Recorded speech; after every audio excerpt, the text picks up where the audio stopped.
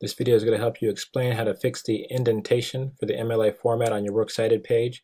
With MLA format, the first line is flush left. All additional lines in each entry need to be indented one. So you put this together, you might hit the cursor here and you think, okay, I'll indent it. You hit tab, and it makes the whole entry go all this way across.